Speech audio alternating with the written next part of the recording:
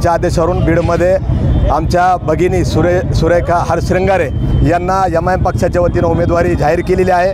आज त्याच्या प्रचाराचा शुभारंभ आमचा झालेला आहे। त्या निमित्ताने ही रॅली काढण्यात आलेली आहे। आमच्या समोर जे आव्हान आहे ते तिन्ही पक्षाचं आहे। भारतीय जनता पार्टी असेल किंवा राष्ट्रवादीचा शरद पवार साहेबांचा गट असेल किंवा अजितदादा पवारांचा राष्ट्रवादीचा गट असेल, परंतु मागची निवडणूक 2016ची पाहता एमआयएम हा सगळ्यात मोठा पक्ष म्हणून पुढे येईल अशी आम्हाला अपेक्षा आहे। कारण गेल्या वेळेस 1600 मतांनी आमचा पराभव झाला, परंतु यावेळेस आमच्याकडं मजबूत कॅन्डिडेट आहे, त्याच्यामुळं आमचा विजय होणार हे निश्चित आहे।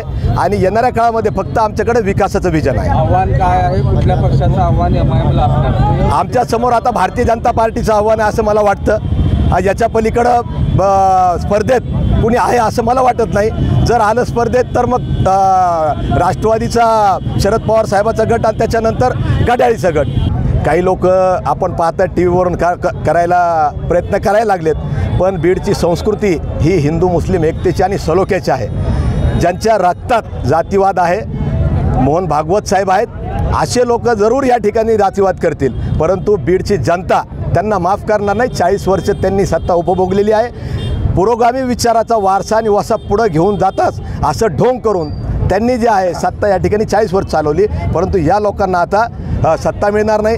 दुसरे पक्ष राष्ट्रवादीचा घड्याळीचा जो पक्ष आहे आपण पाहिला तो भारतीय जनता पार्टीबरोबर आहे आणि एकनाथ शिंदे साहेबांबरोबर आहे, त्याच्यामुळं सत्तेमध्ये आहे, त्याच्यामुळे त्यांनाही लोक या ठिकाणी मतं देणार नाहीत।